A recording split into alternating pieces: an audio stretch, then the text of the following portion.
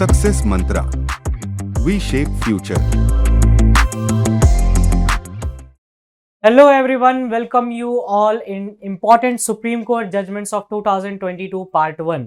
देखो ये जो सेशन है वो इम्पोर्टेंट हो जाता है when it comes to the DULLB, MH CET, SLAT, थोड़ा सा, क्योंकि जिन एग्जाम्स में लीगल अफेयर्स और स्पेशली जहां पर लीगल अफेयर्स में केस लॉज के ऊपर फोकस किया जाता है उन एग्जाम्स में ये क्वेश्चन या ये जो पार्ट है वो बहुत ज्यादा इंपॉर्टेंस होल्ड करता है। अब इसमें जो है I could have just used the cases from the August onward, but I intentionally selected the topics from January onwards ताकि आप लोगों के लिए बेनिफिट रहे, कहीं से कुछ छूटे ना, है ना, कुछ छूट ना जाए इसमें। और जो पूरे PDF का जो सोर्स है वो SCC है और थोड़ा बहुत मनुपत्रा से लिया गया है and rest of the part from the original judgments, right. अब एक चीज और, इसका बेनिफिट आपको तभी मिलेगा जब आप वीडियो के साथ इस PDF को देखेंगे और PDF आपको टेलीग्राम चैनल पे मिल जाएगा, राइट। और ये केसेस इंपॉर्टेंट हो जाते हैं DULLB, MH set, 3 year LLB बहुत ज़्यादा इंपॉर्टेंट है क्योंकि जिन एग्जाम्स में केस लॉस के ऊपर फोकस किया जाता है वहां पर एक काफ़ी अच्छा इंपॉर्टेंस होल्ड करता है। तो आप ज़्यादा कुछ मत करना, PDF आप टेलीग्राम चैनल से निकाल सकते हो। ये जैसे मैंने ये PDF निकाला, ये देख लो इस तरीके से, तो ये PDF है और उसी के साथ साथ आप नोट मेकिंग का काम कर सकते हो। सर नोट मेकिंग क्या होगा, सब कुछ तो लिखा है नहीं, it is an incomplete PDF और मैंने इंटेंशनली इनकम्प्लीट रखा है इसको क्योंकि कुछ ऐसे लॉज होते हैं जिनको एक्सप्लेन करने की नीड होती है, जिनको लिंक करने की नीड होती है और हर चीज रिटन फॉर्म में नहीं हो सकता, कुछ चीजों को बोलकर भी किया जाता है, ठीक है। तो चलिए स्टार्ट करते हैं। और इस पूरे सीरीज में हमारे पास टोटल 19 केसेस हैं, तो ये याद रखना है, इस पार्ट में हमारे पास 19 केसेस हैं एंड लेटर ऑन जब ऐसे ऐसे सीरीज चलेगा तो पार्ट 3 तक हम इसे पूरा वाइंड अप कर देंगे और it is my guarantee exam में याद करोगे कि हाँ चलो अच्छा हुआ ये सेशन देख लिया। चलिए तो स्टार्ट करते हैं। फर्स्ट केस है हमारे पास Union of India versus Alapan Bandyopadhyay 2022 Live Law SC 12, ठीक है। ये सुप्रीम कोर्ट, ये साइटेशन है बाय द लाइव लॉ, तो उस पर आपको नहीं जाना है, वो याद भी नहीं करना है। तो बेसिकली ये केस है Union of India versus Alapan Bandyopadhyay और इसमें जज थे जस्टिस AM खानविलकर और जस्टिस CT रवि कुमार। इस केस में बेसिकली जुरिस्डिक्शन की बात की गई है, कैट की बात की गई है, तो हम भी थोड़ा सा कैट के बारे में बात करेंगे और कॉन्स्टिट्यूशन का बेयर एक्ट उठा के थोड़ा सा पढ़ लेंगे कि है कैट कहाँ। इस केस में क्या हुआ, an order passed by tribunal can only be challenged before the high court within whose territorial limits CAT bench is located. जिस हाई कोर्ट के टेरिटोरियल बेंच में वो कैट आता है वहीं पर वो सुनवाई होगी, नहीं तो नहीं होगी। क्रिटिसिज्म क्या था इसका, there is also criticism among legal circles against the decision the ground that it ignores the principle under article 226 clause 2 of the constitution of India. तो इसमें ये बताया गया कि ये सर 226 के क्लॉज 2 को वायलेट करता है। तो हमें क्या करना है, 226 क्लॉज 2 एक बार देख लेना है। The power conferred by clause 1 to issue directions, orders और writs to any government authority or persons may also be exercised by any high court exercising jurisdiction in relation to the territories with which cause of action, मतलब कहने का मतलब यह है कि जहां पर भी cause of action अराइज हुआ है वहां पर कर सकता है, लेकिन इस जजमेंट पे थोड़ा सा डेविएट हो गए, इसलिए इन्होंने कहा कि आर्टिकल 226 क्लॉज 2 को फॉलो अप नहीं किया गया, इसलिए इस जजमेंट को क्रिटिसाइज भी किया गया। तो ये था इस केस का जेनेसिस। तो सर अब इसमें आगे क्या करना है, इसमें हमें दो एस्पेक्ट्स पे बात करनी है और वो है, सबसे पहला है कैट, सबसे पहला है हमारे पास कैट और दूसरा एस्पेक्ट है हमारे पास रिट्स।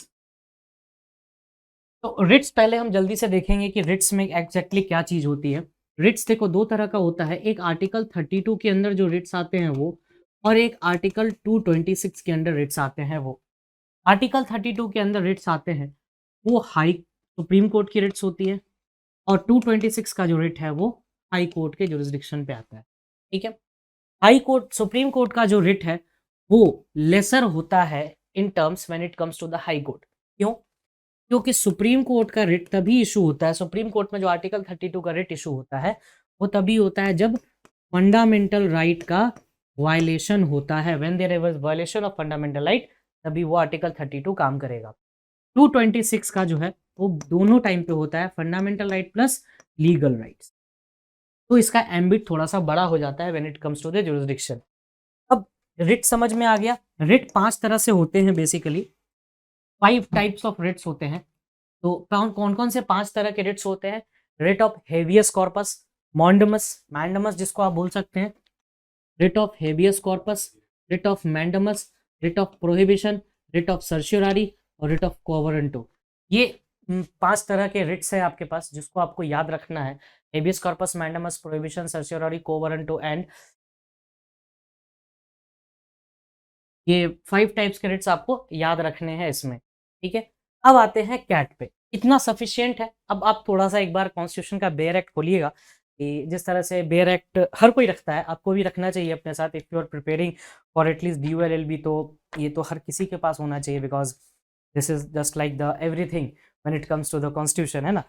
तो आर्टिकल 32 एक बार देख लेते हैं हमारे पास कि remedies for the enforcement of rights conferred by this part. ये कॉन्स्टिट्यूशन ऑफ इंडिया का बेयर एक्ट है, आर्टिकल 32 है, पेज नंबर 20 पे। तो आप एक बार जाके देखना वो क्या होते हैं, तो इसी बहाने आपका पॉलिटी का एक पार्ट कवर हो जाएगा।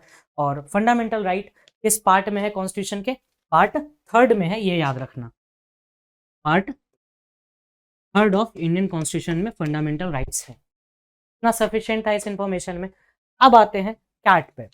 कैट का फुल फॉर्म होता है सेंट्रल एडमिनिस्ट्रेटिव ट्रिब्यूनल। तो सर इस एक्चुअली जजमेंट में क्या बात हुई थी कि जुरिडिक्शन इशू का बात था कि हाई कोर्ट ने कहा कि भाई मेरे अंदर आता है तो हम भी देखेंगे, सब्जेक्ट मैटर के ऊपर वो लोग नहीं गए आगे, बट कैट हमें देखना जरूरी है। कैट जो है वो आपको आता है 323A और 323B से।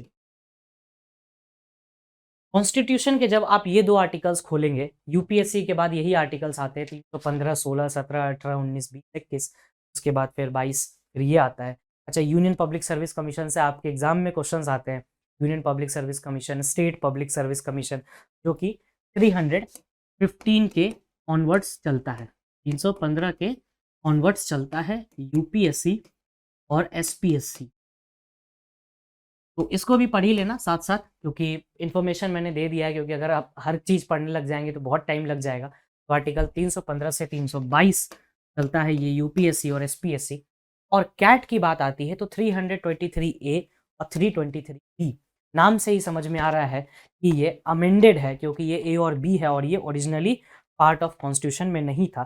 तो चलिए हम पहले ओपन करेंगे 323A, एंड आई गेस कि जब भी हम इसको पढ़ रहे हैं तो आप भी साथ साथ उसी चीज को करते जाएंगे, कवर करते जाओ, क्योंकि लास्ट में फिर प्रॉब्लम ही होगा। 323A जो है वो बात करता है एडमिनिस्ट्रेटिव ट्रिब्यूनल के बारे में। एडमिनिस्ट्रेटिव ट्रिब्यूनल कि भाई क्या हो सकते हैं एडमिनिस्ट्रेटिव ट्रिब्यूनल, तो इसमें साफ साफ लिखा हुआ है parliament. I am reading from the bare act only, एक बार साथ में बेयर एक्ट पढ़ लेना, चीजें अच्छे समझ में आएंगी।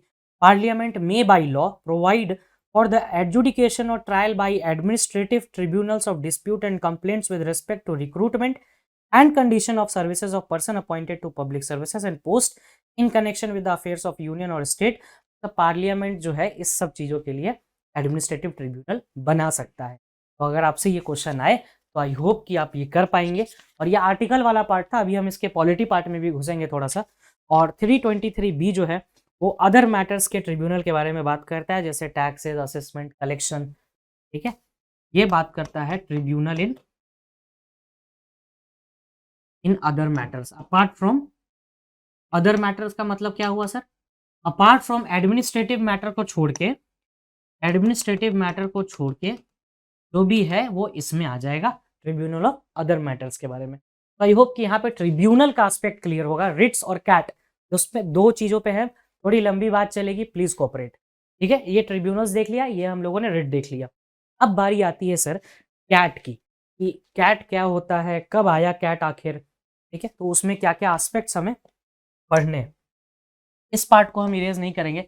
ये देख लेना अपने हिसाब से 315 से ऑनवर्ड से यूपीएससी के बारे में, union public service commission, state public service commission और जॉइंट कमीशन के बारे में भी है कि कौन किसको अपॉइंट करता है, ये इस तरह की बातें हैं, ठीक है, कि रेजिग्नेशन किसको कौन देता है। ये बड़ा इंटरेस्टिंग बात है कि यूपीएससी के थ्रू और एसपीएससी में अपॉइंटमेंट कौन करता है। यूपीएससी में प्रेसिडेंट करता है और एसपीएससी में गवर्नर करता है, लेकिन जब रेजिग्नेशन की बात आती है तो दोनों का रेजिग्नेशन सेंटर को ही जाता है, मतलब प्रेसिडेंट को ही जाता है। तो ये चीज़ें याद रखने वाली हैं। चलिए कैट के बारे में थोड़ा सा पढ़ते हैं। कैट जो है वो आपको आया था 1985 में। कैट आपको इंट्रोड्यूस किया गया था 1985 में। अंडर सेक्शन 323A, क्योंकि ये एडमिनिस्ट्रेटिव ट्रिब्यूनल है। में तो कोई डाउट नहीं है, बता दिया 323A क्या होता है। अब इसके आगे देखते हैं कि केवल किसके पास राइट है बनाने का, पार्लियामेंट। ये इंपॉर्टेंट है, पार्लियामेंट बाय लॉ। लॉ के थ्रू, लॉ के प्रोसेस के थ्रू पार्लियामेंट ऐसे ट्रिब्यूनल्स बना सकता है। ऐसी चीजों को याद रखना है। और इसका कॉम्पोजिशन क्या होता है वो भी देखेंगे अभी। इसका कॉम्पोजिशन थोड़ा सा देखते हैं कि क्या होता है। Composition of CAT. कैट की कॉम्पोजिशन देख लेते हैं कि क्या होती है। तो कैट में एक आपको चेयरमैन होते हैं, एक चेयरमैन होंगे, उसके बाद जिसे आप प्रेसिडेंट भी बोल सकते हो, कोई दिक्कत नहीं है। उसके बाद वाइस प्रेसिडेंट होंगे, उसके बाद इसके अदर मेंबर्स आएंगे। तो ये है आपकी कैट की हायरार्की। ठीक है, अब इसमें आता है सर चेयरमैन कौन हो सकता है। तो चेयरमैन होगा सुप्रीम कोर्ट का जज या फिर हाई कोर्ट का चीफ जस्टिस। ये चीज याद रखना। ऐसा नहीं कि ये लिख देना who can be the chairman of CAT, supreme court का कोई भी जज अपार्ट फ्रॉम चीफ जस्टिस और हाई कोर्ट का चीफ जस्टिस। ठीक है, वो केवल कैट का चेयरमैन हो सकता है। ठीक है, और वाइस प्रेसिडेंट का आप टेन्योर के बारे में बात करते हैं। इनका जो चेयरमैन है उसकी टेन्योर होती है 5 ईयर या फिर 65 ईयर ऑफ एज। और वहीं अगर वाइस प्रेसिडेंट की बात करें तो वो है 5 या फिर 62 ईयर ऑफ एज। अभी बात करते हैं इसमें कि सर एग्जैक्टली ये क्या था, बहुत बच्चों को नहीं समझ में आया होगा।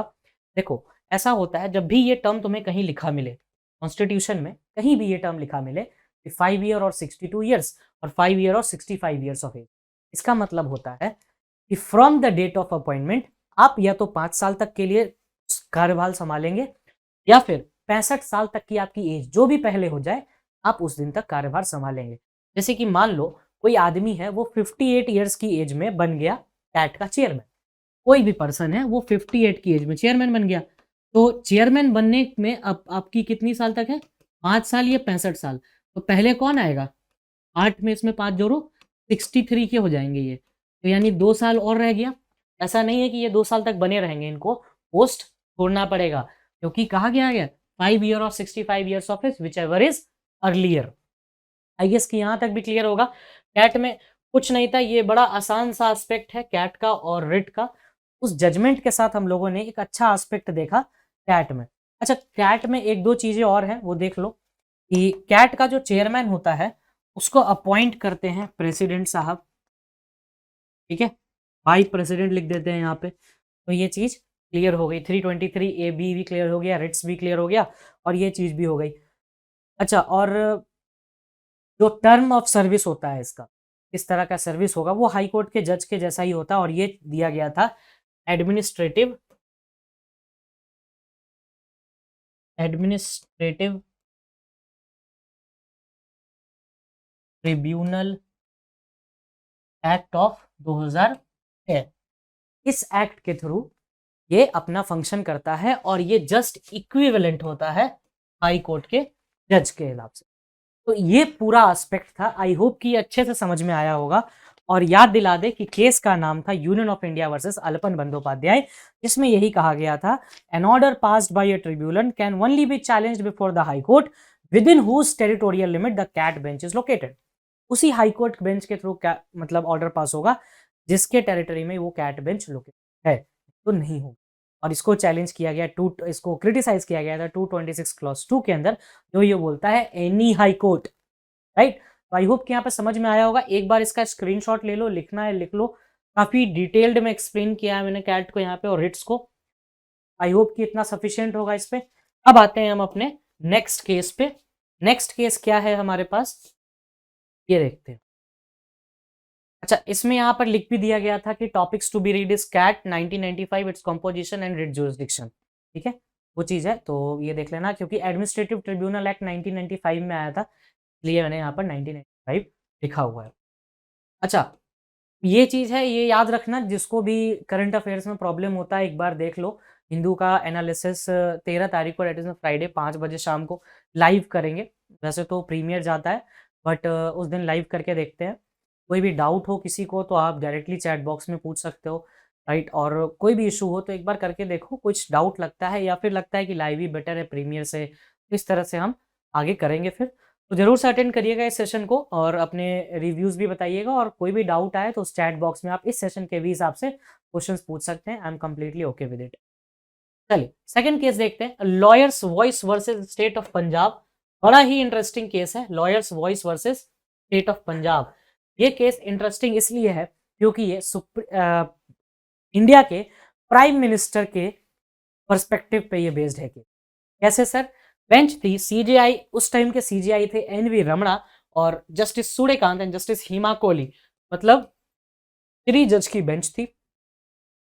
और बात ये हुई थी जब प्राइम मिनिस्टर साहब पंजाब से लौट रहे थे तो उनकी सिक्योरिटी में कोई प्रॉब्लम हो गया था, गाड़ी रोक दी गई थी एक जगह पे, तो उसी पे ये था और एक कमेटी बनाई गई थी फॉर्मर जज की, जस्टिस इंदु मल्होत्रा की कमेटी बनाई गई to inquire into the security lapse which took place during the prime minister Narendra Modi visit to Punjab in January 2022।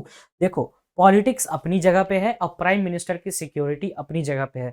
इतनी बड़ी बदनामी हो जाती अगर एक छोटा सा खरोच भी आ जाता तो, क्योंकि ये प्राइम मिनिस्टर है भाई साहब, कोई और आदमी नहीं। और इस पे एक कमेटी बनाई गई, इस कमेटी का नाम याद रखना है मल्होत्रा और केस का नाम याद रखना है lawyers voice versus state of Punjab, right? चलिए नेक्स्ट केस देखते हैं और ये याद रखना किसी को भी कोई डाउट आए लाइव सेशन में आना है और 5 बजे का लाइव है 13 तारीख को। चलिए थर्ड केस देखते हैं, Arunachala Gounder dead versus Ponnusamy 2022 Live Law SC 71। अच्छा ये एक्सपायर कर गए ये जो भी थे पिटीशन फाइल करने वाले, तो ये है अरुणाचला गोंदूर वर्सेस पोन्नुस्वामी।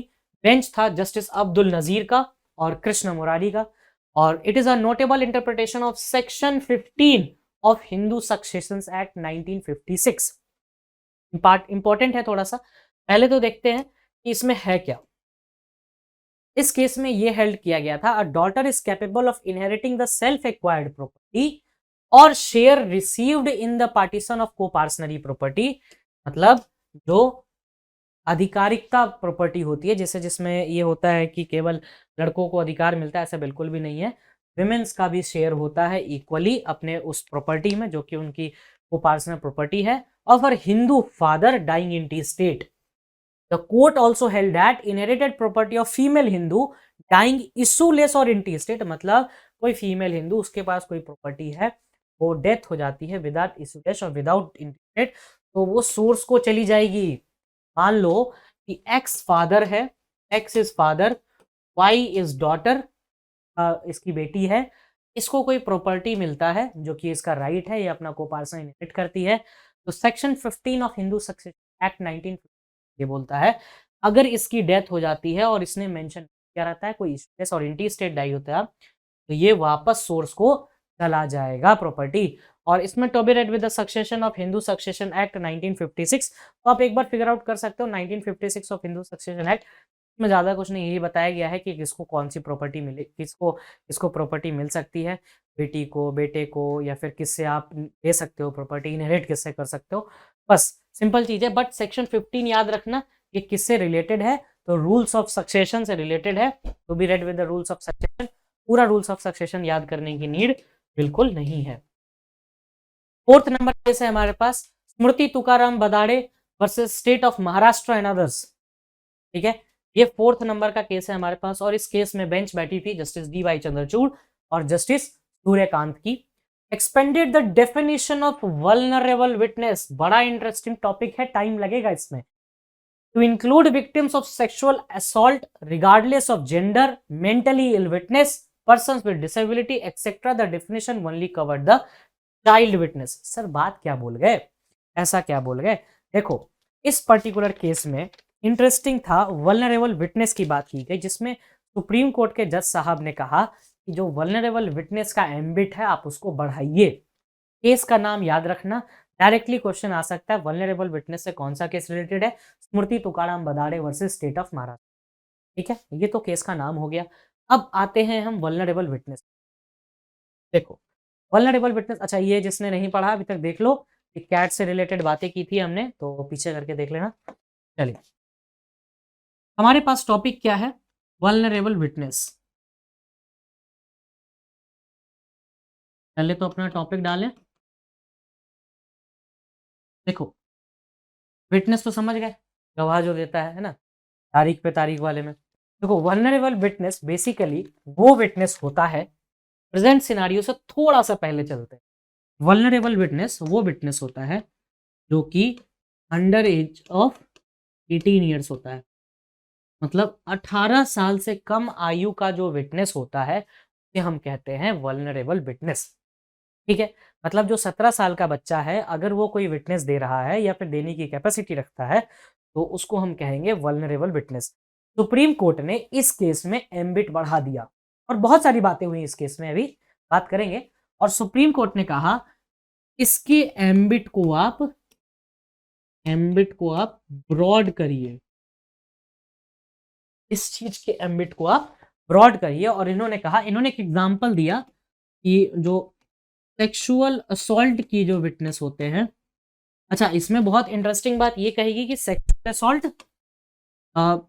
मेल और फीमेल दोनों को इन्होंने कहा, ये फीमेल का डिनोशन हम दे रहे हैं, ये मेल का डिनोशन दे रहे हैं। सेक्सुअल असॉल्ट में विटनेस मेल हो फीमेल हो मैटर नहीं करता है, आप उसको भी इसमें लाएंगे। या फिर कोई इल हो, इल कैसे? तो मेंटली इल, ठीक है, और रिगार्डलेस ऑफ जेंडर।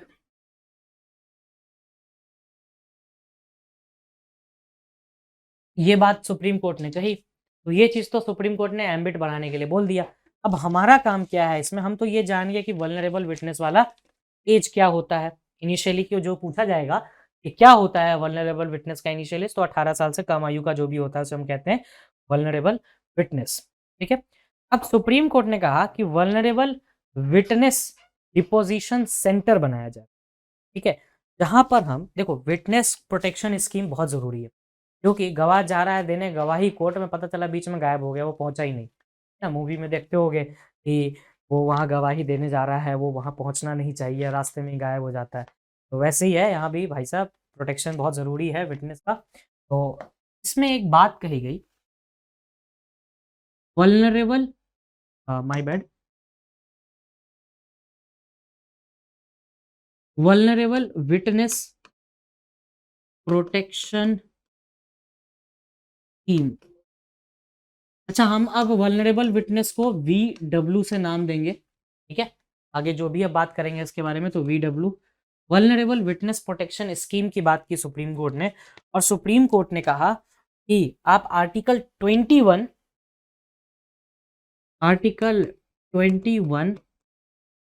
के एम्बिट को प्रोटेक्ट करेंगे। आर्टिकल 21 मतलब right to life, right to life को आप प्रोटेक्ट करेंगे। ऑब्वियसली विटनेस की राइट लाइफ को प्रोटेक्ट करना जरूरी है।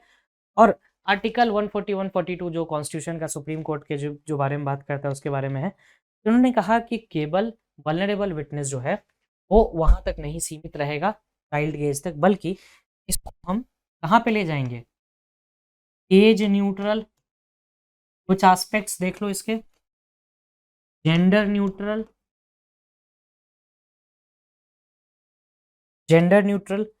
और कोई भी अगर, अब इसमें जेंडर न्यूट्रल की जब बात की गई तो 377 भी सुप्रीम कोर्ट ने नाम ले ही लिया। 377 का केस का नाम बताना।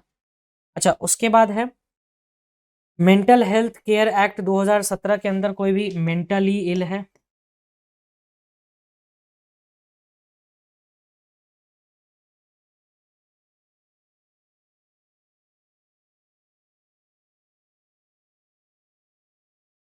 मेंटल हेल्थ केयर एक्ट 2017 के अंदर जो भी आएगा वो इसमें आ जाएगा। और सुप्रीम कोर्ट ने आगे ये भी बोला कि जितने भी मतलब हाई कोर्ट्स हैं, जितने भी आपको कंसर्न्ड हाई कोर्ट्स हैं, वो भी इस तरह के स्कीम्स को सपोर्ट करेंगे। Plus national legal service authority से भी उम्मीद की गई।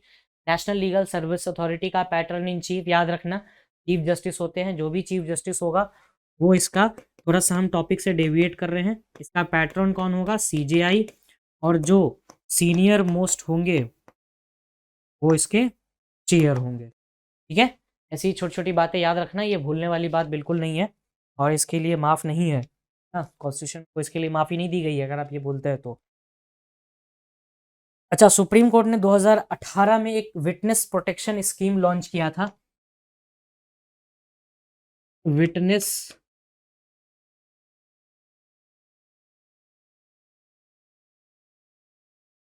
प्रोटेक्शन स्कीम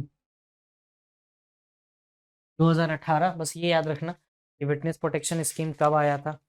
बस अभी तो इतना ही पढ़ना है इसमें। और इससे रिलेटेड एक कमीशन भी है, that is the Malimath committee, ये याद रखना। और witness are the eyes and ears of the justice, ये थोड़ा-सा चीज़। कमिटी का नाम है मलिमत कमिटी। अगर आए कि विटनेस प्रोटेक्शन स्कीम से कौन सी कमिटी है, थोड़ा-सा राइटिंग गड़बड़ा गया, देख लेना। मलिमत कमिटी नाम है उसका और ये है पूरा विटनेस प्रोटेक्शन स्कीम से रिलेटेड इन्फॉर्मेशन। आई होप कि इससे ज़्यादा नीड भी नहीं है। और सेशन कैसा लगा ये ज़रूर बताना कमेंट सेक्शन में। चलिए, नेक्स्ट केस देखते हैं हमारे पास, Jarnail Singh versus Lakshmi Narayan Gupta and others connected matters. अच्छा, इसमें देखते हैं कि ये क्या-क्या कनेक्टेड मैटर्स हैं इसमें, क्योंकि देखो जैसे कैसा होता है कि 1-2 केसेस आगे ज़्यादा, जैसे एक कोई केस चल रहा है, इससे रिलेटेड 10-12 केसेस और हैं। 12 केसेस एक साथ क्लब करो, सुनो। इसलिए कनेक्टेड मैटर्स भी यूज़ कर लेते हैं ये। जस्टिस एल नागेश्वर राव और संजीव खन्ना और बी आर गवई, ये 3 जज थे इसमें। Court held that state is obligated to collect quantifiable data regarding representation. The collection cannot be respect to the entire class. ये आजकल सेंसस वेंसस कलेक्ट हो रहा है तो उसके लिए है, ये स्टेट की ऑब्लिगेशन है कि वो क्वांटिफिएबल डाटा कलेक्ट करेगा। और ये केस है Jarnail Singh versus Lakshmi Narayan and other connected matters. ठीक है, चलिए 6 नंबर का केस है हमारे पास, the state of Manipur and others versus Suraj Kumar Okram और L N Rao, B R Gavai और बी वी नागरत्ना का जजमेंट। और नागरत्ना पे बहुत ज़्यादा नज़र रखना, ये मैडम वैसे भी आजकल डिसेंटिंग जजमेंट्स दिए जा रही हैं, डिमोनेटाइजेशन का हो, फ्री स्पीच का हो, madam is just like anything. तो पढ़ लेना अच्छे से, इनका नाम याद रखना। Observe that legislature can not infuse life into a legislation which itself recognised as unconstitutional by enacting a saving clause. एक सेविंग क्लॉज ऐड करके आप किसी मरे हुए लेजिस्लेटर को जिंदा नहीं कर सकते। कोई ऐसा लॉ जो कि डेड है, आप उसमें कोई एक सेविंग क्लॉज ऐड करके उसको लाइफ नहीं दे सकते। ये कही गई थी state of Manipur and others versus Suraj Kumar Okram. बस इतना ही है, फैक्ट्स जानने की जरूरत नहीं है। कॉन्स्टिट्यूशन से रिलेटेड मैटर्स में यही बेनिफिट हो जाता है कि आपको फैक्ट्स जानने की जरूरत नहीं है ना। चलिए नेक्स्ट देखते हैं। 7th नंबर केस है हमारे पास, miss X versus registrar general high court of Madhya Pradesh. और बेंच था आपके पास justice L Nageswara Rao and B R Gavai. और ये बड़ा इंपॉर्टेंट केस है, क्योंकि देखो ये आपके मन में आ रहा होगा कि सर एक्स क्या नाम होता है। देखो जब भी कोई सेक्सुअल असॉल्ट, सेक्सुअल हैरासमेंट या इससे रिलेटेड विक्टिम्स होते हैं, उनका नाम डिस्क्लोज नहीं किया जाता, तो उनकी जगह पे एक्स वर्ड यूज कर लिया जाता है। अभी आगे एक और केस दिखेगा, ये बेसिकली मध्य प्रदेश का केस है, जहां पर एक विमेन जज के ऊपर जो एलिगेशंस थे, जो उनकी वीडियो सर्कुलेट हुई थी, उसके बारे में है। Directed the Madhya Pradesh high court to allow reinstatement of women जज, resigned women additional district judge who had raised sexual harassment allegations against at the then sitting judge of Madhya Pradesh high court. उन्होंने allegations लगाए थे मध्य Pradesh high court के sitting जज पे, और उसके बाद उनको रिजाइन भी करवाया गया था। बट लेटर ऑन कोर्ट ने डायरेक्ट किया कि भाई आपको इनको रीइंस्टेट करिए। ठीक है, चलिए 8th नंबर केस है हमारे पास, hotel Priya proprietorship versus state of Maharashtra.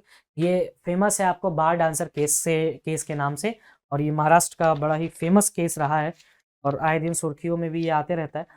तो देखते हैं एक बार कि क्या है।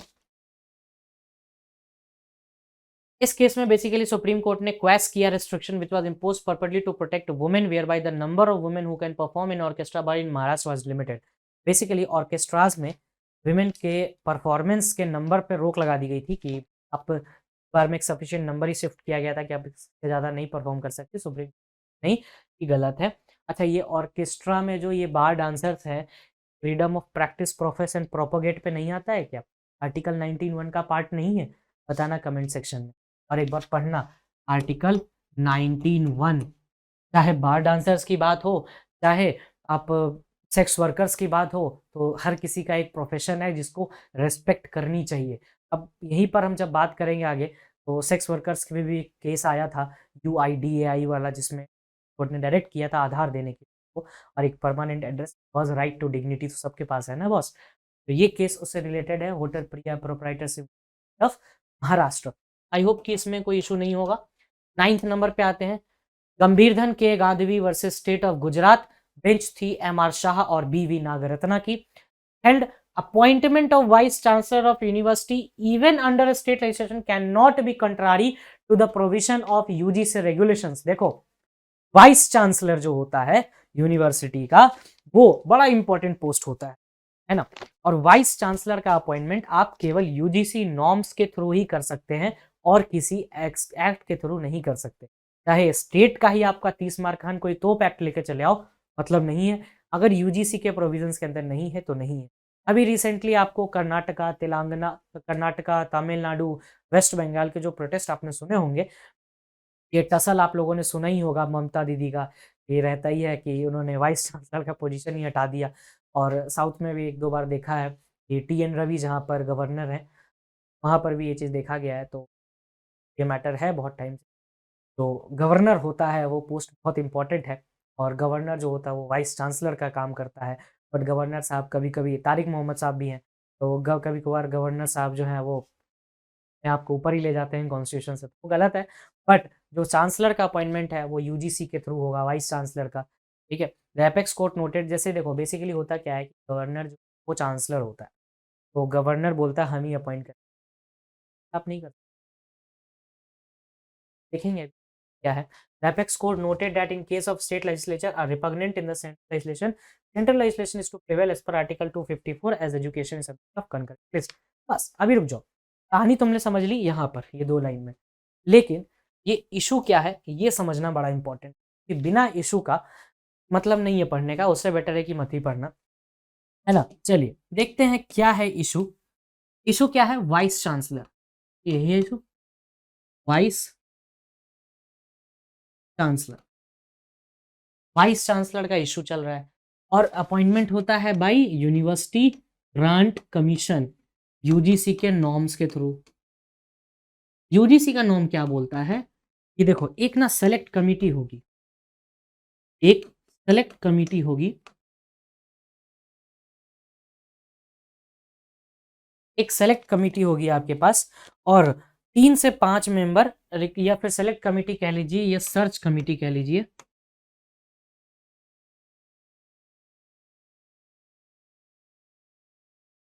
आप सर्च कमिटी भी कह सकते हैं इसको। 3 से 5 लोगों को ये रिकमेंड करती है, 3 से 5 पीपल को ये रिकमेंड करती है कि आप इसमें एक को उठा लो, अपना वाइस चांसलर बना लो। तो ये मेन इश्यू होता है यूजीसी इस तरह से ना, अगर इस तरीके से नहीं हुआ है, सर्च कमेटी बनाई गई तो अपॉइंटमेंट गलत है, ठीक है। अब एजुकेशन जो है ये ध्यान देना यहाँ पर, क्योंकि ये अच्छा एस्पेक्ट है when it comes to the Constitution. देखो जो एजुकेशन है वो पहले था यूनियन का सब्जेक्ट, सॉरी क्या बोल रहे हो, देखिए कुछ और बोल, नहीं, ये पहले यूनियन का था, उसके बाद ये स्टेट का सब्जेक्ट बना, ये स्टेट का सब्जेक्ट बना, माय बैड, रुक जाओ। ये पहले स्टेट का सब्जेक्ट था और उसके बाद ये ट्रांसफर हुआ कंकरेंट लिस्ट में। अच्छा जिसको लिस्ट का नहीं पता है वो देख लो, जो 7th schedule of Indian constitution है वो बेसिकली 3 लिस्ट में डिवाइड करता है, एक है स्टेट लिस्ट, एक है यूनियन लिस्ट और एक है कंकरेंट लिस्ट। एक लिस्ट और है विच इज रेजिड्यूरी लिस्ट। ये है क्या क्या ये देख लो। स्टेट लिस्ट में आपको केवल स्टेट लॉ बनाता है, यूनियन में सेंटर लॉ बनाता है, कंकरेंट में दोनों मिलके बनाते हैं, और कोई अगर टसल अराइज होता है तो centre will prevail over state, ठीक है। और अगर कोई चीज इसमें ना आए तो आप रेजिड्यूरी। अच्छा ये सर स्टेट में कंकरेंट में ट्रांसफर की क्या कहानी है, तो देखो एक अमेंडमेंट हुआ था जिसे हम मिनी कॉन्स्टिट्यूशन भी बोलते हैं, that is the 42nd amendment act 1976। इस अमेंडमेंट से 5 सब्जेक्ट को स्टेट से उठा के कंकरेंट में डाल दिया। स्टेट से उठा के कंकरेंट में डाला। उसमें एक था एजुकेशन, एक था फॉरेस्ट, दो तो अभी है लिख लिया हम लोगों ने, और एक था तो आपका वेट एंड मेजर, जो आपका नाप तोल वाला होता है। ये नाप तोल टीवी वाला नहीं है, वेट एंड मेजर। और एक था वाइल्ड एनिमल्स एंड बर्ड्स,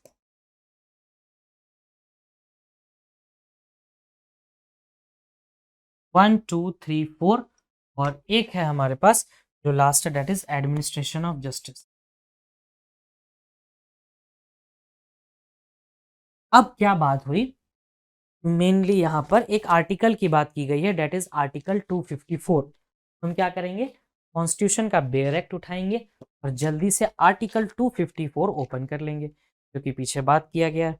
देखो आर्टिकल 254 क्या बोलता है, inconsistency between the laws made by the parliament. यहाँ पर हम देख रहे हैं आर्टिकल।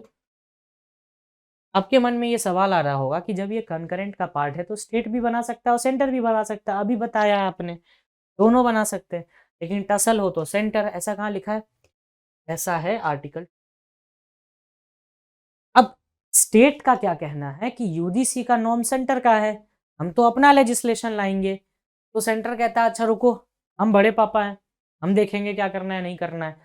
तो आर्टिकल 254 वहां पे एंटर होता है, जो कि बात करता है आपको एक बड़ी फेमस डॉक्ट्रिन के बारे में, दैट इज डॉक्ट्रिन ऑफ रिपग्नेंसी।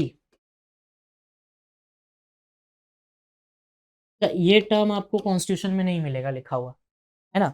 उसमें लिखा जाता है, if any provision of a law made by legislature of a state is repugnant to any provision of law made by parliament which parliament is competent to enact, or to any provision and existing law with respect to one of the matters enumerated in the concurrent list, then subject to the provision of clause 2, the law made by parliament, whether passed before or after the law made by the legislature of the state, or in such case may be the existing law, the law shall prevail and the law made by legislature of the state shall to the extent of repugnancy be void। साफ साफ बता दिया गया है कि कोई भी ऐसा लॉ जिसपे सेंटर का अधिकार है बनाने का, उस पे या फिर कंकरेंट लिस्ट में वो सब्जेक्ट मेंशन्ड है, उस पे अगर स्टेट कोई लॉ बनाता है और वो सेंटर के बनाए गए लॉ में इनकंसिस्टेंट हो जाता है, तो जो सेंटर का लॉ है वो प्रिवेल करेगा, ना कि स्टेट का। ठीक है, कोई डाउट नहीं आएगा। एक बार वो पैराग्राफ पढ़ना, फिर से ये सुनना कि क्या बात की गई इसमें, कि कोई भी ऐसा लॉ जिसपे सेंटर का राइट है बनाने का, स्टेट बना देता है तो वो गलत होगा। या फिर कंकरेंट लिस्ट का पार्ट है, वो एजुकेशन कंकरेंट का पार्ट है और उस पे सेंटर ने लॉ बनाया हुआ है, बट स्टेट भी बना देता है और स्टेट और सेंटर के बनाए गए लॉ में कॉन्फ्लिक्ट होता है, तो जो सेंटर का लॉ है वो प्रिवेल करेगा। वही बात सुप्रीम कोर्ट ने यहाँ पर बोली। आई होप कि यहाँ पर अच्छी खासी क्लैरिटी आ गई होगी। ठीक है, इस वाले केस में to be read vice chancellor, ये वॉइस चांसलर लिखा हुआ है, इसको एडिट कर लेना। एंड 7 शेड्यूल ऑफ कॉन्स्टिट्यूशन जो हम लोगों ने पढ़ लिया अभी। 10th केस है हमारे पास Neil Harper versus union of India. Neil Harper versus union of India का केस क्या है, इसमें एफसीआरए की बात की गई है, फॉरेन कंट्रीब्यूशन रेगुलेशन एक्ट। ये करंट अफेयर्स में भी बहुत चलते रहा है, इवन ने भी बहुत बार यूट्यूब कवर करवाया था इस चीज को। बट देखते हैं क्या है। बेंच क्या है, बेंच है आपकी M Khanwilkar, Dinesh Maheshwari and C T Ravi Kumar की। इन्होंने कहा कि 2020 का amendment made to the Foreign contribution regulation Act which introduced restrictions in the heading of foreign contribution by organization in India, 2020 का अमेंडमेंट को इन्होंने अपहेल्ड कर दिया। while the petitioner challenged the amendment is arbitrary and stringent and making the functioning of NGO extremely difficult, the central government said that the changes in the law are necessary to prevent the malpractice and divergence of fund by the NGO। Sir एक साथ में पढ़ के क्या था, देखो court का पहले प्रोविजन जानो, अभी एफसीआरए मत जानो, एफसीआरए पे भी हम बात करेंगे, टेंशन बिल्कुल नहीं लेना है। कोर्ट ने कहा कि जो भी आपने 2020 में अमेंडमेंट किया एफसीआरए 1976 में, एफसीआरए बेसिकली होता है आपका फॉरेन कंट्रीब्यूशन रेगुलेशन एक्ट, विदेश से पैसा आता है एनजीओ को, उसके बारे में बात करिए। तो 2020 में सरकार ने इस पर कुछ अमेंडमेंट किया और कहा कि ये जो बाहर से पैसा आता है हम इसे रेगुलेट करना चाहते हैं, ताकि एनजीओ जो है डाइवर्ट ना कर दे। ऐसा बहुत बार हुआ है, एनजीओ ने डाइवर्ट किया है, और जो आपका पीएफआई बैन है वो भी यहीं कहीं से रिलेट कर देता है। पीएफआई जो आपने सुना होगा, पीएफआई पॉलिटिकल पार्टी जिसको बैन किया गया था यूएपीए के कॉन्टेक्स्ट में, उसमें एफसीआरए के भी प्रोविजन तो जब बैन किया गया तो मेन उसका इशू यही था कि पैसा तो बाहर से जाता था बट वो टेररिस्ट एक्टिविटी जा रहा था। तो इस चीज को कंट्रोल करने के लिए सरकार ने ये स्टेप उठाया जिसको सुप्रीम अपहेल्ड किया, मतलब सही ठहराया। आई होप कि ये समझ में आ गया होगा। अब हम देखेंगे FCRA क्या होता है। वाइस चांसलर क्लियर होगा, शेड्यूल 7 क्लियर होगा, 254 क्लियर होगा, इसमें कोई डाउट नहीं होना चाहिए। ठीक है, चलिए हमारे पास क्या टॉपिक है, FCRA 1976 foreign contribution regulation act. देखो अब FCRA जो है बेसिकली वो आया था, इसमें कुछ इंफॉर्मेशन समझ लो बस, ज्यादा कुछ नहीं करना है। 1976 में फॉरेन कंट्रीब्यूशन रेगुलेशन एक्ट में क्या होता है, आप जो बाहर से पैसा मंगवाइएगा वो केवल SBI न्यू दिल्ली के ब्रांच में आएगा। ये इसमें बेसिकली जो NGOs होते हैं ना उनको बाहर से दान दिया जाता है पर्पस के लिए, और जो मनी यूज्ड होगा वो for the purpose of NGO use होगा। मतलब सर NGO जिस पर्पस के लिए चल रहा है उसी पर्पस के लिए वो मनी यूज होगा। ये नहीं कि पैसा मंगवाया था डेयरी मिल्क खाने के लिए, खा गए किट। तब NGO चलाने के लिए पैसा मंगवाया था और कर रहे हो टेररिस्ट एक्टिविटीज, ई ना चोल। ठीक है, चलिए इसमें आगे देखते हैं और क्या क्या है। FCRA में हर 5 साल पे आपको अपना लाइसेंस रिन्यू कराना होता है, और लाइसेंस जो है वो कौन देता है, मिनिस्ट्री ऑफ होम अफेयर्स, मतलब डायरेक्ट अमित शाह जी। ठीक है, मिनिस्ट्री ऑफ होम अफेयर्स आपको लाइसेंस इशू करता है हर 5 साल के लिए। ठीक है, और 5 साल की पीरियड कंप्लीट होने से 6 महीना पहले आपको रिन्यू करा लेना है। ठीक है, इफ नॉट रिन्यू तो 3 इयर्स के लिए वो ब्लॉक कर दिया जाएगा। 3 साल के लिए आप किसी भी तरह का एक्टिविटी उससे नहीं कर सकते हो। ठीक है, अब इसमें सर कौन कौन पैसा नहीं ले सकता है ये भी देख लो। तो जो जज होते हैं, पॉलिटिकल पार्टीज होती है, पॉलिटिकल पर्सन्स होते हैं, कोई एडमिनिस्ट्रेटर होता है, ऐसे ऐसे लोग पैसा नहीं ले सकते। ठीक है, तो इसमें इतना ही था, बाकी और कुछ है नहीं। अच्छा, ये न्यूज में इसलिए रहा था, ये और जान लो कि ये न्यूज में इसलिए रहा था आपको क्योंकि, तो ये आपका न्यूज में इसलिए रहा कि 2 कारण थे FCRA के न्यूज में होने का। एक तो आपको सुप्रीम कोर्ट का जजमेंट नील हार्पर वाला, और दूसरा ये था कि राजीव गांधी चैरिटेबल ट्रस्ट और एक राजीव गांधी फंड है, उसको गवर्नमेंट ने बैन किया। तो ये न्यूज में थोड़ा हाइप हो गया था, तो इस कारण से भी ये FCRA न्यूज में रहा। राइट, चलिए नेक्स्ट केस देखते हैं हमारे पास क्या है। Indira Jaising versus Supreme Court of India. ये बड़ा इंटरेस्टिंग केस है इंदिरा जयसिंह का, इसमें इन्होंने सीनियर एडवोकेट डेजिग्नेशन के लिए फाइट की है। तो सीनियर एडवोकेट डेजिग्नेशन प्रोसेस की बात इसमें की गई कि 1 mark each should be awarded for each year practice from 10 से 20 साल। तो 10 से 20 साल से प्रैक्टिस कर रहा है उसको हर साल के लिए अवॉर्ड करने चाहिए। In relation to the criteria of senior advocate designation, the Supreme Court clarified that the High Court should allocate 1 mark each for each year of practice from 10 to 20 years instead of allocating 10 marks flat for the counsel who has put 10 to 20 years practice. तो इन्होंने कहा कि जो एक बार में 10 से 20 number देते हो उससे अच्छा है कि हर साल के लिए 1 नंबर दो, बेटर रहेगा। और ये बेंच थी UU ललित, S रविंद्र भट्ट और PS नरसिम्हा की। तो ये चीज है, तो प्रेयर एप्लीकेशन है। 12th नंबर केस है हमारे पास SG Vombatkere versus union of India और editors guilds of India and others versus union. ये 2 कंबाइंड है और ये मैटर जो है ये सेंटर के पास गया हुआ है अभी तो, और IPC से रिलेटेड है ये। तो इसमें एग्जैक्टली क्या है, सेडिशन से रिलेटेड बातें की गई। सेडिशन जो है वो इंडिया में एक क्राइम है, सेडिशन इंडिया में एक क्राइम है। देखते हैं क्या है इसमें, पहले तो केस देखते हैं। In historic development supreme court on Wednesday, ये उस डेट का है, वेडनेसडे को ये आया होगा कुछ, तो वही चीज है। तो वेडनेसडे ऑर्डर किया था सुप्रीम कोर्ट ने कि सेक्शन 124 ऑफ IPC जो है वो आप इनएक्टिव कर दीजिए। सर उसमें ऐसा क्या है? देखो 124 जो बोलता है वो बेसिकली पढ़ता है कि स्टेट के अगेंस्ट विद्रोह करना या फिर राजद्रोह करना, अगर हिंदी में मानो राजद्रोह करना, but sedition is a offence against state. अगर if you give me 2 seconds to read it from the bare act, then I will read it. Just wait for a while, I will read it from the bare act only, कि एक clarity रहे exactly क्या होता है। और supreme court ने centre को notice दिया है। देखो, अब जब हम बेयर एक्ट से इसको पढ़ेंगे ना तो हमारे कॉन्टेक्स्ट जानने में बड़ा आसानी हो, इसे क्यों हटाने की बात की जाए। whoever by words either spoken or written, कोई भी इंसान by words या तो बोल के या लिख के या साइन या gesture, written or by sign or by visible representation or otherwise brings and attempts to bring into hatred or contempt or excite or attempt to excite disaffection towards the government established by law, वो sedition होता है और ये punishable offence है and shall be punished with imprisonment for life और fine which may be added और with the imprisonment which may extend to 3 years और fine. तो मिनिमम 3 साल और मैक्सिमम लाइफ imprisonment है। कन्हैया कुमार के टाइम पे ये बहुत ज़्यादा हाइप भी हुआ था। तो देखो इसमें बेसिकली क्या है, कोई भी पर्सन बोल के, लिख के, विजिबल रिप्रेजेंटेशन दे के, कोई भी साइन, किसी भी जेस्चर से अगर गवर्नमेंट के अगेंस्ट जो कि स्टैब्लिश्ड बाय लॉ है के अगेंस्ट डिसअफेक्शन आता है, उसे हम बोलते हैं राजद्रोह। अच्छा, ये जो है ना, ये ओरिजिनली लॉर्ड मैकॉले के कॉन्स्टिट्यूशन ड्राफ्टेड में नहीं था, ये याद रखना।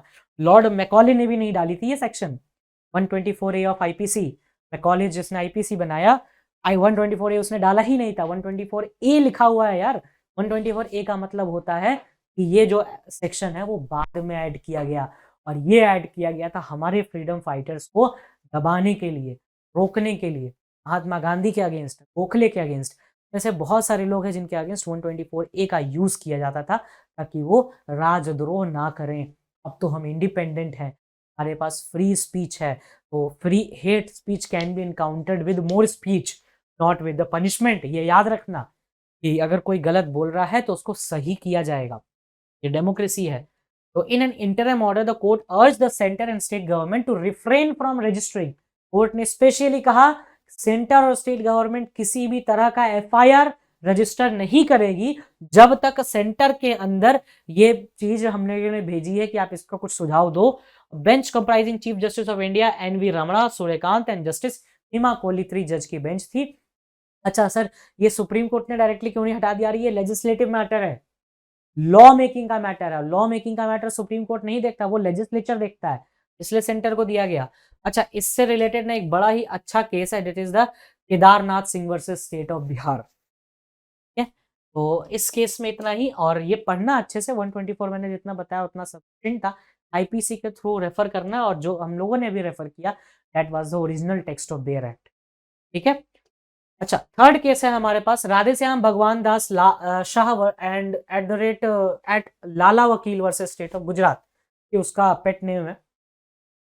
इसमें कही गई बात थी remission to be considered by government of state where crime was committed even if trial was transferred to another state. भाई साहब, ये जो केस है दैट आई पर्सनली थिंक कि अभी तक का वन ऑफ द वर्स्ट जो डिसीजन हो सकता है ये वो हुआ था, जिसमें बिल्किस बानो का जो इंसिडेंट था वो इसी केस में कहा गया था, जिसमें 11 लोगों को रिहा कर दिया गया एंड बहुत ही कास्ट रिमार्क दिए गए उसके बाद। I don't want to go into that. तो कास्ट रिमार्क दिए गए। अब वो 11 लोगों को जो रिहा किया गया, तो उनका ग्राउंड था रेमिशन। रेमिशन यानी पार्डन करना। 72 और 161 एक बार घूम के आएंगे, अभी हम कॉन्स्टिट्यूशन के बेयर एक्ट से ही घूम के आएंगे, देखने के लिए रखा है बेयर एक्ट यहाँ पे। अच्छा, जज साहब थे जस्टिस अजय रस्तोगी एंड विक्रम नाथ। एक बार केस देख लेते हैं, उसका I will tell you the complete history. इन्होंने डिसमिस किया और कहा कि जहां पर ऑफेंस हुआ है वही का रेमिशन पॉलिसी लगेगा, ना कि जहां पे ट्रायल हुआ है। इस केस में क्या हुआ था, गुजरात राइट्स की बात है, कहानी सुन लो अब। 2002 के गुजरात दंगों की बात है, जब बिल्किस बानो की फैमिली को डरा धमका के मर्डर करके 11 लोगों ने, व्हेन शी वाज प्रेग्नेंट, उन्होंने उसका रेप किया और उसको मतलब ऐसे ही छोड़ दिया। तो it was a cruel, gruesome और इल मैनर्ड मैन ये एक्ट हुआ था। जो कि कंप्लीटली एक आई गेस कि शायद अगर कंपेयर तो करना ही नहीं चाहिए इन माय टर्म्स, बट अगर आप कंपेयर भी करना चाहो तो Nirbhaya rape and murder case ज़्यादा वायलेंट था ये, और 2002 में किया गया था ड्यूरिंग द गुजरात राइट्स, ठीक है। और ये एक रिलीजन का मैटर हो गया था बेसिकली, और ये रिलीजन के सेंटिमेंट्स पे भी यहाँ पे अटैक किए गए। तो इस केस में सुप्रीम कोर्ट ने कहा कि नहीं, जहां पर ऑफेंस हुआ है वहां का हम रेमिशन लेंगे, ना कि जहां ट्रायल हुआ है। ट्रायल बॉम्बे में हुआ और जो आपको एक्ट हुआ था, बेसिकली जो ऑफेंस हुआ था वो गुजरात में हुआ था, और इन लोगों ने गुजरात की रेमिशन पॉलिसी 1992 का बेनिफिट उठाया, और 2014 की बेनिफिट बहुत स्ट्रांग थी, वो नहीं ले सकते किया गया। और ये स्टेट का कंसर्न होता है, ये भी सुप्रीम कोर्ट ने कहा कि गुजरात गवर्नमेंट का मैटर है, ये सेंटर का मैटर नहीं है, ठीक है। स्टेट स्टेट का मैटर इन्होंने कह के टरका दिया। तो चलिए थोड़ा सा देखते हैं कि इस बारे में क्या है। ये तो नेक्स्ट केस है हमारे पास, रिलेटेड केस है Laxman Naskar versus union of India, जिसमें रेमिशन के ग्राउंड्स बताए गए थे। अच्छा, पार्डनिंग पावर है 72 और 161 में। तो पहले तो हम कॉन्टेक्स्ट देख लिया हम लोगों ने, केस का नाम भी देख लिया और कहानी भी सुन ली, है ना। तो यहाँ पर डालते हैं हम बिल्किस बानो,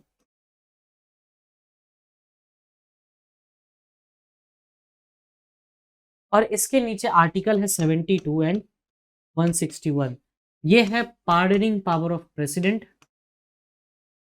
अच्छा, इसको ना ध्यान से देख लेना, क्योंकि इसके बाद एक और केस आएगा एजी पेरारीवलन, उसमें I will not tell you the same thing, क्योंकि उसमें भी सेम चीज हुई है, पार्डनिंग पावर ऑफ प्रेसिडेंट। और 161 है पार्डनिंग पावर ऑफ गवर्नर, ठीक है। ये दो एस्पेक्ट था, ये एक, ये दो। तो हम क्या करेंगे, बेयर एक्ट उठाएंगे और एक बार पार्डनिंग पावर जल्दी से पढ़ लेंगे। पार्डनिंग पावर ऑफ गवर्नर से स्टार्ट करना, प्रेसिडेंट का लास्ट में देख लेंगे। सबसे पहले आप आर्टिकल 161, जिनके पास बेयर एक्ट है वो बेयर एक्ट खोलो, जिनके पास गूगल है वो गूगल, तो के पास क्या, सबके पास ही है, तो गूगल ओपन करो और देखो पार्डनिंग पावर ऑफ गवर्नर की जब बात होती है, the governor of a state shall have the power to grant pardon, reprieve, respite, remissions of punishment or to suspend, remit or commute the sentence। मतलब या तो डिग्री कम कर सकता है या फिर नेचर चेंज कर सकता है, फांसी से आपको इस पे ले जा सकता है, लाइफ इम्प्रिजनमेंट पे। और 14 साल की सजा पूरी हो गई है। लाइफ इम्प्रिजनमेंट का मतलब 14 साल नहीं होता है, लाइफ इम्प्रिजनमेंट होता है natural life of the person. Movie serial से बाहर निकलो, 14 साल एक मिनिमम एज मानी जाती है कि उतना तो पूरा होना ही चाहिए। 14 साल पूरी होने के बाद वो रेमिशन ले सकता है। और इसमें जो बेनिफिट दिया गया था वो था गुजरात रेमिशन पॉलिसी 1992, ना कि 2014।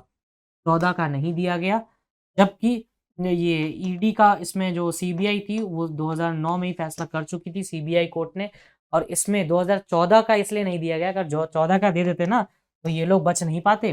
14 में कहा गया है सीबीआई का केस होना चाहिए, गैंग रेप होना चाहिए, मर्डर होना चाहिए, और ये तीनों चीज की रेमिशन नहीं फिट ले गए, ये चीज है। और सीबीआई कैसे एस्टेब्लिश्ड है, दिल्ली पुलिस एस्टेब्लिशमेंट एक्ट से। ये थोड़ा सा एक प्लस इंफॉर्मेशन था आप लोगों के लिए। चलिए एक बार जल्दी से आर्टिकल 72 देख लेते हैं हम। Article 72, yes, power of president to grant pardons. एक बार ये देख लोगे तो वो भी समझ में आ जाएगा, गवर्नर पार्डन दोनों सेम लाइन पे चलता है। तो in all cases where the punishment और sentence is by a court martial. देखो अब कहाँ नहीं दे सकता है, ये भी चीज है ऑफ ऑफेंस, तो court martial in any case where the punishment sentence the offence against the law relating to the matter which executive power in the union extend in all cases where sentence to death, या फिर nothing in this clause shall affect the power conferred by law or any arm officer to union to suspend remit, nothing in this clause shall affect the power to suspend remit। ये president के पास power है कि ये यहाँ pardon grant. इसमें इतना ही था। अब आगे आते हैं हम, और ये केस आई गेस की समझ में आ ही गया होगा, इसमें कोई डाउट नहीं होना चाहिए। लक्ष्मण नस्कर वाले केस में रिमिशन। सेकंड केस है आपके पास A G Perarivalan versus state through superintendent of police, CBI, SIT, MMDA, Chennai, Tamil Nadu. भाई साहब ये बहुत लंबा केस चला, 1985 के बाद फाइनली इसको रिहा किया गया। और माफ़ी मिल गई थी गांधी फैमिली से। और ये बेसिकली माय बैड, मैंने 1985 बोल दिया, 90 कन्विक्ट है ये। और इसमें बेसिकली नलिनी का भी नाम आया था। देखा होगा आप लोगों ने राजीव गांधी को कैसे ह्यूमन बॉम्ब के मतलब उनको असैसिनेशन हुआ था उनका, ठीक है। तो convicts of supreme court release now और connect Rajiv Gandhi assassination. Article 142 में सुप्रीम कोर्ट के पास ये पावर है। और L Nageswara Rao and B R Gavai, article 142 एक बार देख लो क्या होता है, फिर उसके बाद अपन आगे इसमें बढ़ जाएंगे, राइट। तो आर्टिकल 142 पहले तो ओपन करते हैं। आर्टिकल 142 है enforcement of decrees and orders of supreme Court orders as to the discovery. देखो, सुप्रीम कोर्ट कंप्लीट पूर्णतः न्याय करने के लिए आर्टिकल 142 का यूज कर सकती है। For the sake of the complete justice supreme court directly इसको वो करा सकता है खुद से ही, ठीक है। The judgments important principles of governor is bound by the advice given to the state government regarding remission. Government bound है कि जो भी स्टेट गवर्नमेंट से आएगी तो वो देगा ही। ये भी वही देखा हम लोगों ने बिल्किस बानो वाले में, 302 ऑफ आईपीसी में थे रिमेनिंग कन्विक्ट। 15th केस है हमारे पास Bhudev Karmaskar versus state of Bengal. ये सेक्स वर्कर्स के लिए है कि उनके आगे जो हरासमेंट करते हैं और आधार कार्ड नहीं है वो जाए, ताकि एक आर्टिकल 21 के अंदर हम बात करते हैं right to live with dignity, वो इनके पास भी है। तो जो ये लोग कहते हैं कि वेश्यावृत्ति इज एन ऑफेंस, तो नहीं है, अभी सुप्रीम कोर्ट ने ऑफेंस है। बट राइट टू डिग्निटी तो हर ह्यूमन के पास है, ह्यूमन राइट्स तो सबके पास है ना। यूनाइटेड यूडीएचआर का जो चार्टर है आर्टिकल 1 ऑफ यूनाइटेड पढ़ना, asserting that basic protection of human decency and dignity extend to sex workers also। अच्छा, और इसमें ये भी चीज है कि कोई भी अगर पुलिस वाला या फिर कोई आदमी अगर वीडियो बनाता है तो वो वॉयरिज्म के लिए पनिशेबल होगा। और वॉयरिज्म का मतलब भी होता है voyeurism under 354C of Indian Penal Code should be enforced if media publishes the pictures of sex workers with their clients. ये कर देते हैं बेसिकली वाले, ये यूट्यूब पे ही देखना, ऐसे बहुत सारी वीडियो यहाँ पर इमेजेस डिक्लेयर ये लोग कर देते हैं, रिलीज कर देते हैं। लेकिन एक बहुत सारी ऐसे बहुत अच्छे अच्छे न्यूज़ चैनल्स हैं जिन्होंने इंटरव्यू लिया है, पूरे इंटरव्यू आइडेंटिटी का फेस रिवील। तो इस तरह से करना ये गलत है और प्रेस काउंसिल को भी कहा गया है कि आप अप्रोप्रिएट गाइडलाइंस भी इसमें रिलीज करिए, ठीक है। 16 केस है in reference T N Godavarman Thirumulpad versus union of India. अच्छा, इस केस में ये क्या गया था, इकोलॉजिकली सेंसिटिव जोन जो भी 1 किलोमीटर के अंदर का एरिया है होगा, bans permanent structure there no mining in wild life sanctuary and national, ताकि इनको बचाया जा सके और बफर जोन एक तरह से, और इसमें कुछ रॉकेट्स। अच्छा, 17th केस है Abu Salem versus state of Maharashtra. 992 Bombay blast का ये कन्विक्ट था, उसको पोर्चुगल वापस भेजा जा रहा है एक्स्ट्राडिशन ट्रीटी। पहले केस जानते हैं, 25 साल से ये आदमी जेल में था, तो देखते हैं पहले केस क्या है और उसके बाद इसके पोर्चुगल की एक्स्ट्राडिशन ट्रीटी क्या होता है, ठीक है। एक्स्ट्राडिशन ट्रीटी विद पोर्चुगल, ये याद रखना। सुप्रीम 993 का बॉम्बे ब्लास्ट का कॉन्विक्ट था और India Portugal for extradition 12/10/2005 Portugal से मंगवाया गया, इसको मंगवाया गया भाई भेजो, हमारे यहाँ कन्विक्ट है, सजा देने दो। और एक चीज याद रखना कि कोई भी कंट्री अगर आपको कोई भेज रहा है, भाई ठीक है तुम्हारे यहाँ कन्विक्ट है, तो जिस ऑफेंस के लिए तुमने ट्रीटी साइन करी है उसी ऑफेंस के लिए पनिशेबल करोगे और किसी के। यही था Republic of Portugal at the time of Salem to India was that sentence will not exceed 25 साल। इसी शर्त पे लाए थे हम, 25 साल से इसकी सेंटेंस एक्सीड नहीं होगी, 25 साल हमारे रहने दो, बाकी हम भेज वापस, ठीक है। जैसे कि ये वो बोर्डिंग स्कूल की तरह है कि 4 साल हमारे पास रहने दो फिर हम भेज दें। जस्टिस थे Kishan Kaul MM Sundresh directed the union government, भाई नेसेसरी डॉक्यूमेंट्स पूरी करो और इसके 25 साल हो गए, इसको वापस भेजो। अब बात करते हैं एक्स्ट्राडिशन ट्रीटी के बारे में। देखो, एक्स्ट्राडिशन ट्रीटी जो है वो आई थी 1962। ये तो याद रखना ही रखना, बड़ा आसान सा चीज है। और इसकी नोडल जो मिनिस्ट्री है वो कौन होगा, कोई अंदाज? Nodal ministry of external affairs, नहीं कौन है? जयशंकर साहब। और सलीम जो है वो पोर्चुगल से लाया गया था 2005 में और उसके वापस से उसको भेजा जा रहा है। अच्छा, एक्स्ट्राडिशन में क्या होता है, ये ट्रीटी है मान लो, ठीक है? इसमें बताया गया है कि भाई अबू सलेम जो हमारे यहाँ से कनेक्टेड है, ये उसका प्रूफ है, वो सब कुछ अटैच करते हैं। ये बोलते हैं कि हम 25 साल का सज़ा है जिस भी ऑफेंस के लिए किया गया। पोर्चुगल गवर्नमेंट क्या बोलेगी, ठीक है ले जाओ, 25 साल के बाद वापस कर देना। 25 साल हो गए, सुप्रीम कह दिया कि भाई भेजो इसको, इसका हो गया काम। और एक्स्ट्राडिशन डिफाइंड है सेक्शन 2 क्लॉज डी में, कि इसको ले जाया जा पा सकते हैं। और इंडिया की अभी आई गेस की 47 टू 48 कंट्रीज के साथ ट्रीटी है। एक बार क्रॉस चेक करना, 47 is the right answer I guess, और कोई एरर हो तो इसमें बताना, but in my knowledge 47 date ही के साथ इंडिया ने अभी तक साइन की है। कि वहाँ जाते हैं तो लेके आएंगे 48 कंट्रीज में, अगर जाओगे तो हम बुला, विजय माल्या है, नीरव मोदी, नेपाल के साथ एक्स्ट्राडिशन ट्रीटी है ना, नेपाल के साथ साइन करने लगे तो हो गई। ये तो अल्ट्रा प्रो मैक्स पे बेइज्जती हो जाएगी, नेपाल और इनके साथ हम एक्स्ट्राडिशन ट्रीटी साइन कर। तो नेपाल में आप लोगों ने सुना भी होगा कि कोई भी अगर नेपाल भागता है तो वो नेपाल बॉर्डर से, है ना, वो वेट ही करता है कि अच्छा आ जाए इंडियन आर्मी। नेक्स्ट आते हैं X versus principal secretary health family welfare department government of Delhi. इसमें यही कहा गया था, चंद्रचूड़ साहब का जजमेंट है, और उन्होंने कहा था कि all women entitle to safe and legal abortion, distinction between married and unmarried women unconstitutional, वो आर्टिकल 14 को वायलेट करता है डायरेक्टली। कुछ इसमें नहीं है कि आर्टिकल 14 को ये वायलेट कर रहा है। इन अ जजमेंट सुप्रीम कोर्ट ने कहा कि जो प्रेगनेंसी होती है वो 20 से 24 हफ्ते की कंसेंशुअल रिलेशनशिप में, कोई भी कंसेंशुअल रिलेशन हो, या फिर वो गर्लफ्रेंड बॉयफ्रेंड की हो, हस्बैंड वाइफ की हो, तो उसमें वो एबॉर्शन करवा सकती है। All women are entitled to safe abortion, और 1970 का है ये एक्ट। एंड पॉक्सो एक्ट भी इसमें घुसा दिया इन लोगों ने, टीनेज प्रेगनेंसीज के बारे में ही बताया गया। चलिए 19 है Vijay Madan Lal Choudhary versus union of India. इसमें बेसिकली ईडी को एक्स्ट्रा पावर दे दिया गया, पता नहीं सुप्रीम कोर्ट जब आता है तो वो किसी को भी पावर दे देता है, इसमें वैसा ही हुआ, और निकेश ताराचंद के जजमेंट को ओवर रूल किया गया। इसमें यह कहा गया कि ईडी के पास एक्सट्रीम पावर, और आर्टिकल 20 में तो आपके पास होता है ना कि you can not witness against your self, article 20 का part, you can not be forced against self. अगर हम कॉन्स्टिट्यूशन देखें, पहले कॉन्टेक्स्ट समझते हैं, उसके बाद I read the case for you. अगर आप आर्टिकल 20 खोलेंगे इसमें फेयर एक्ट में, तो आर्टिकल 20 में आप क्लॉज देखिएगा इसमें 3, no person accused of an offence shall be compel to witness himself.